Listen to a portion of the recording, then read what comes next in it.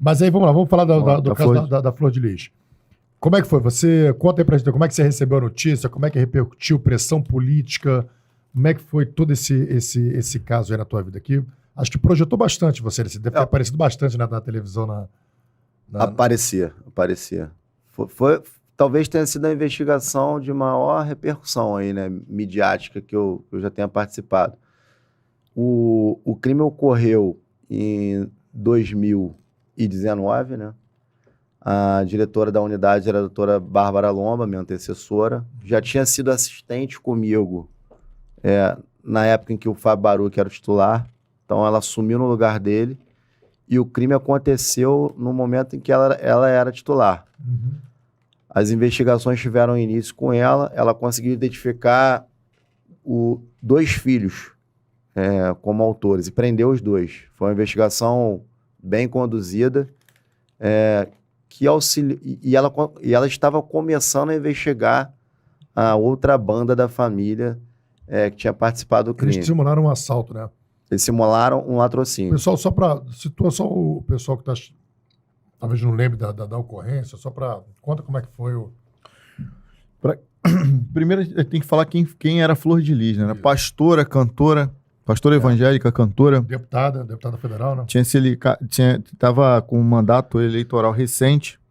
Então era uma figura pública, vamos dizer assim, acima de qualquer suspeita. Não se esperava que essa mulher que declarava nas redes sociais um casamento tão firme, inclusive era conselheira de casamento, não se esperava uma conduta desse tipo de pessoa. Então, que foi uma surpresa para todos e desmistificado através da doutora que começou a investigação, que foi concluída pelo doutor Alain, né? Pelo que eu soube através da mídia, inicialmente parecia ser um latrocínio. E aí, com o senhor que participou diretamente. Sim, como é que foi a dinâmica? Eles retornavam de carro do Rio de Janeiro, tinham ido de carro ao Rio de Janeiro para jantar, para namorar.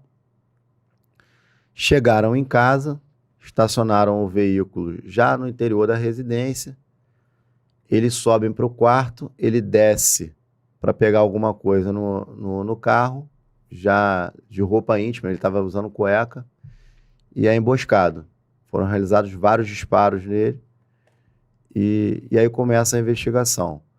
Ela, desde o início, sustentava a tese de latrocínio e, nesse período em que a Bárbara realizou as diligências, ela chegou à conclusão de que o autor tinha sido um dos filhos, né? O Flávio. Eles tinham uma porrada de filho adotado, não tinha? Cerca de 50 filhos na família. E aí a conclusão dela foi a de que o Flávio, que era filho biológico dela, teria efetuado os disparos, e o Lucas, ele foi o responsável pela aquisição da arma, tá? Uma arma que foi adquirida na Nova Holanda. Então, foi feito esse link. Um deles já estava com mandado de prisão pendente, foi cumprido no sepultamento. Mas mandado de prisão pendente em decorrência do latrocínio? Não, em decorrência de um outro crime que eles tinham cometido. Sim. Tá? E o Lucas também, se não me engano, tinha um mandado de busca e apreensão da época que ele era menor, que foi cumprido também. E aí depois as investigações se iniciaram. Inicialmente eles confessaram em sede policial e depois, com a orientação dos advogados lá, negaram. Mas eu assumo a delegacia em 24 de janeiro de 2020 com a missão de completar a segunda fase da investigação, que era descobrir a motivação e a participação de outras pessoas. A essa altura já tinham sido colhidos alguns termos de declaração, alguns celulares já tinham sido arrecadados, já tinham sido submetidos à perícia de extração de dados telemáticos. E aí a gente, acessando esses dados telemáticos que foram retirados dos celulares e em conjunto com os termos de declaração e outras provas técnicas, a gente formou ali um conjunto mesmo robusto e harmônico de elementos indiciários que apontava na direção dela como mandante. E qual seria a motivação? Motivação financeira. Ela tinha a carreira dela eclesiástica, artística e política. Mas quem gerenciava toda a parte financeira, ela era a estrela da companhia, mas quem gerenciava a parte financeira da família era o pastor Anderson. Ele era o fiel da balança. Por quê? Tinha uma banda da família que era mais próxima a ela, alguns filhos biológicos e outros filhos afetivos, que eram mais próximos a ela, que tinham uma relação de prestígio no tratamento, tanto com relação ao vestuário, alimentação e tudo mais. E ele era o fiel da balança, era ele quem restabelecia essa situação de equilíbrio. Ele trazia ela para a realidade e falava, não, dinheiro vai ser gasto igual todo mundo aqui. Ela, para alcançar essa independência financeira, incomodada com essa interferência dele, ela resolveu elaborar um plano para acabar com ele. E aí foram diversas tentativas, né? Ela tentou matar o pastor Anderson de várias formas. Em algumas vezes com envenenamento, né? Aquela intoxicação exógena que a gente chama, ministrando veneno mesmo na comida dele.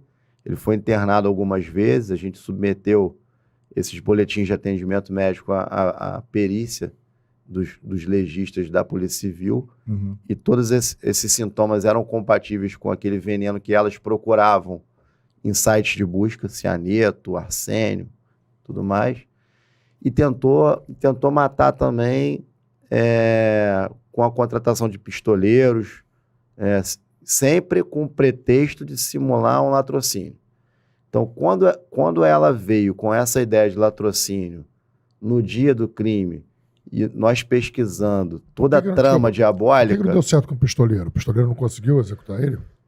Ou chegou a sofrer um atentado? Foram 2 vezes que ela tentou. Em uma das vezes ele mudou o veículo, então foi uma tentativa frustrada, não chegou nem a acontecer, não chegou nem na esfera de tentativa porque não teve ato executório, né? Ele, na verdade, trocou de carro e não conseguiu. E na outra, foi com o próprio Lucas, o filho que conseguiu a arma, ele não topou. Ele não topou o plano. Então, acabou não acontecendo. Mas as coincidências apontavam para ela nessa tentativa de nessa simulação de latrocínio. Por quê? Todas as vezes em que ela manifestava a intenção de fazer com que aquilo ali parecesse um latrocínio, eram sempre em finais de semana, o crime aconteceu no final de semana, era sempre imputando ao Lucas a responsabilidade, como ela quis imputar depois. Então você vai percebendo aquela série de coincidências. Essa investigação foi linda, assim. Uma das filhas negou a participação, mas a gente conseguiu provar através de um elemento indiciário técnico, porque ela mentiu. Como é que aconteceu o crime? A Flor de Lis, ela tinha um comando, um domínio sobre a família, né? Ela tinha ali uma relação hierárquica superior aos filhos, era endeusada, e ela usava alguns filhos como intermediários para conseguir o objetivo delas. Nesse dia especificamente, ela não fez contato com o Flávio diretamente. O que ela faz? Ela chega em casa, faz o contato com uma das filhas que está fora dali, e essa filha avisa o Flávio da chegada deles. Então ela usou uma das filhas como intermediária. Essa filha indagada a respeito disso, negou, falou, eu estava dormindo na casa do Misael, que é um outro filho. E a gente conseguiu comprovar que ela estava acordada, caminhando e subindo escada, com as provas técnicas que a gente tinha. Tem um contador de passos no celular dela que indicava que ela estava acordada, recebeu a mensagem naquele horário, inclusive estava em movimento. Então, essa investigação foi uma aula, assim. Amarradinha, toda amarrada. Eu tô convicto de que... Mas na hora que começou a chegar perto da Flor de Lis, houve alguma pressão política ou realmente assim, pressão que eu digo assim, seja partido, seja autoridade política, uma autoridade pública de querer... Não, essa pergunta é sempre feita e a resposta é sempre a mesma. Eu não recebi nenhum tipo de interferência política na minha investigação, tive liberdade total para investigar. A cobrança era pelo resultado, para que ele Quem era o chefe de polícia na época? O chefe de polícia na época era o Marcos Vinícius. Era o Marcos De Vinícius. repente ele recebeu e bancou, né? E segurou. Não sei, pô, especulação. Né? Ele esteve aqui com a gente, pô, um cara que vibra também. Eu já polícia, tinha alguma experiência em investigações de homicídios, então a relação de confiança era plena. Eles sabiam que em algum momento a gente ia chegar. O tempo é que era importante para a gente poder dar esse tipo de resposta no menor tempo possível. Então a investigação teve que correr, teve uma marcha um pouco mais acelerada para a gente poder alcançar o resultado que a gente alcançou.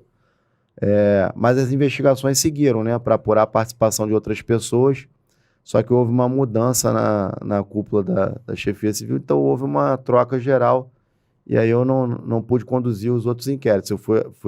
Nessa época eu fui para 72 DP, mas o plenário dela está para acontecer, né, já tem data marcada. O júri não aconteceu ainda não? O júri dela, especificamente, de alguns filhos, ainda não. Qual foi o resultado final? Quantos foram indiciados? Qual foi? Foram 11. Foram 11 no total, Tudo filho? Ela e os filhos? Ela, 8 filhos. 8 filhos? E mais 2 pessoas de fora.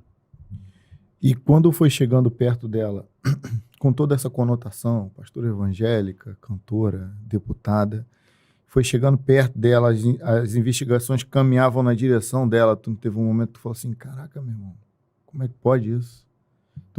Você não ficou espantado com o resultado? Quando eu dei início à investigação na segunda fase, a gente já tinha a noção de que Sabe que a família estava... ela poderia estar envolvida. Então, foi feita de forma paulatina, progressiva ali, a investigação, e foi ficando cada vez mais claro pra gente de que era ela. Então, assim, eu não tomei um baque, não foi um susto. Sim. As coisas foram acontecendo de forma muito natural. E aí, assim, causa indignação, causa perplexidade você saber que uma pessoa com esse nível, esse status na sociedade, é capaz de tramar um crime tão cruel, diabólico e covarde como esse.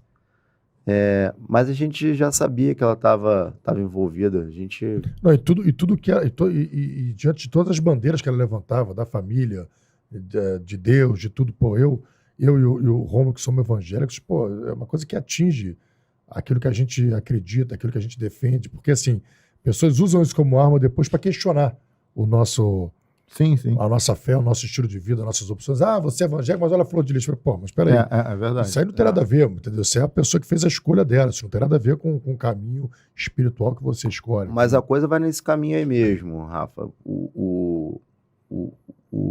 Além do êxito nas investigações, né, eu considero o êxito, embora não tenha sido condenada ainda, porque o Ministério Público ofereceu a denúncia, ela já foi pronunciada, a gente está aguardando agora o julgamento, tem que ter cautela, né? Aguardar o resultado final. Mas o desdobramento disso é exatamente esse que você falou. A gente conseguiu desmistificar essa figura idílica, né? Caridosa, amorosa, que ela vendia, que ela parecia ser afetiva, para dar lugar a uma mulher cruel, covarde, que age de forma subreptícia. Você acha que você considera ela uma espécie de psicopata? Olha, eu não tenho formação nessa área para avaliar, mas se você considerar o psicopata como um doente social, né? O psicopata não é um doente mental, é um doente social. Eu acho que ela tem algum desvio que caminha aí nessa direção. Esse homicídio foi qualificado em quantas etapas? Ele foi qualificado pelo motivo torpe por envolver dinheiro, creio eu. Motivo torpe, se prevaleceu das relações domésticas lá, confiança, né? Sim. Crueldade, né? E a emboscada. Então, eu não me recordo agora exatamente em quais incisos ele foi enquadrado. Mas eles, inclusive, foram indiciados por Orcrim, né? Eu considerei que aquilo ali era uma organização criminosa intrafamiliar. Eles tinham unidade de desígnios e um âmbito subjetivo voltado para a prática de crimes. Entre os envolvidos tinha algum filho biológico? Tinha. O Flávio, o Carlos, se eu não me engano, e a Simone. Houve alguma conotação no sentido de, pô, esse cara era ruim, os filhos biológicos agiram contra ele, tiveram coragem de planejar sua morte. O biológico era só da Flor de Lis ou era o biológico do Anderson também? Dela, mais dela. Não era o biológico dos dois, o biológico comum. Eu não Filho me dos recordo dois. agora, mas Ah, acho sim. que tinha em comum também. Eu não me recordo agora Participando do perfeitamente. crime? Houve algum apelo nesse sentido? O Flávio só dela. Tá. Porque as pessoas, no geral, depois de cometerem crime, tentam justificar aquele crime. É muito comum isso. Quando tu vai ouvir uma pessoa na delegacia, a pessoa tenta justificar. Ah, mas eu fiz isso, por que isso? Chefiou uma delegacia de atendimento à mulher, quando tu ia ouvir o agressor, o autor, ele tentava justificar, mas porque ela me traiu. Ah, porque houve alguma justificativa no sentido algum apelo no sentido de, para os filhos biológicos, filhos adotivos, e a própria mulher quererem a morte desse cara, ele não era uma pessoa boa nesse sentido. Houve. Tiveram diversos depoimentos dessa banda dela, no sentido de que ele violentava alguns filhos, de que isso causava indignação em alguns deles. Então, teve essa tentativa aí de transformar ele no algoz, né? No algoz Que justificou após a morte aquela dele. ação.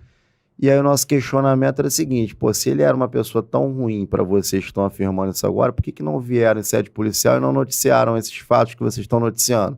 De agressões físicas, de violência sexual, né? Esperaram ele morrer para poder levantar esses dados para a polícia, carrear isso aí ao conhecimento da polícia.